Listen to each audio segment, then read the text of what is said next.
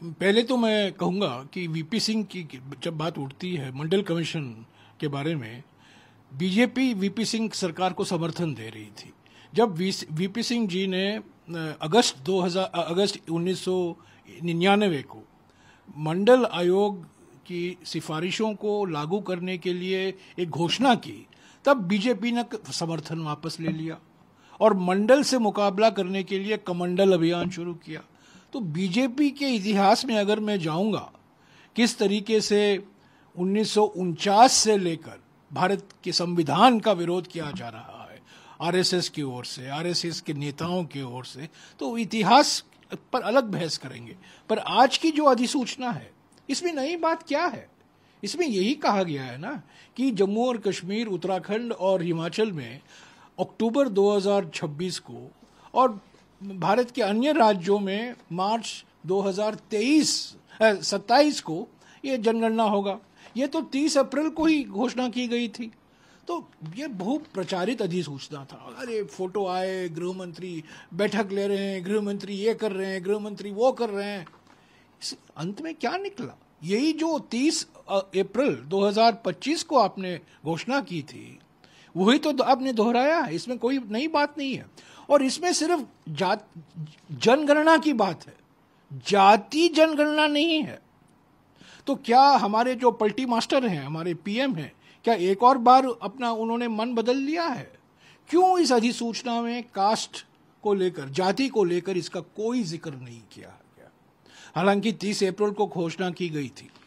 मैं बताता हूं, देखिए 28 अप्रैल 2024 को प्रधानमंत्री कहते हैं जो लोग जाति जनगणना की बात करते हैं वो अर्बन नक्सल के सोच हैं।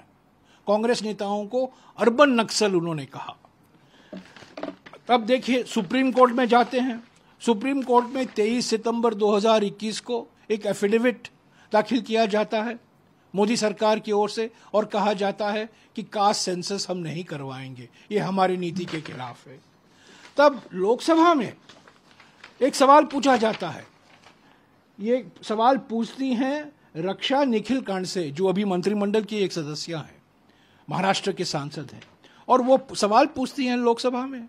और लोकसभा सवाल के जवाब में उत्तर आता है मोदी सरकार के मंत्री से कि जाति जनगणना हम नहीं कराएंगे, हम इसके पक्ष में नहीं हैं, हम इसका विरोध करते हैं।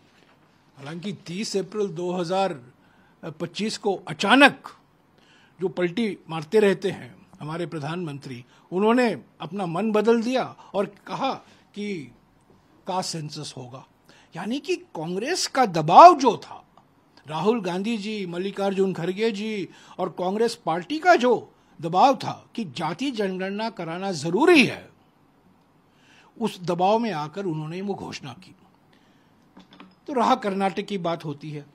देखिए हमारा संविधान है, हमारे संविधान की 7वीं सूची में जिम्मेदारी दी गई है, जनगणना की जिम्मेदारी केंद्र सरकार को, केंद्र की सूची में आता है। क्योंकि केंद्र सरकार करती नहीं थी, वो इनकार कर रही थी कि जनगणना कराएंगे। तेलंगाना में हमने सर्वे कराया, कर्नाटक में हमें सर्वे कराया। हालांकि जिम्मेदारी केंद्र सरकार की बनती है और 7वीं सूची के अनुसार केंद्र की सूची में आता है, केंद्र की लिस्ट में आता है। तो हमारा सवाल यही है कि जो तेलंगाना मॉडल है, तेलंगाना में न केवल जाति गिनती हो रही है, पर जाति की जो सामाजिक और आर्थिक जो स्थिति है उस पर भी जानकारी हासिल की जा रही है।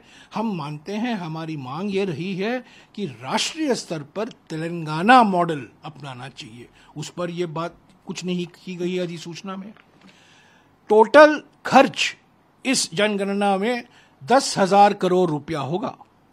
ये मेरे आंकड़े नहीं हैं, ये इसी सरकार के आंकड़े हैं। पर इस साल आवंटन सेंसस ऑफिस को, सेंसस कार्यालय के लिए मुश्किल से 575 करोड़ रुपया। तो आवंटन कहां से आएगा, उसकी कोई घोषणा नहीं की गई। जाति के बारे में कोई जानकारी नहीं दी गई है।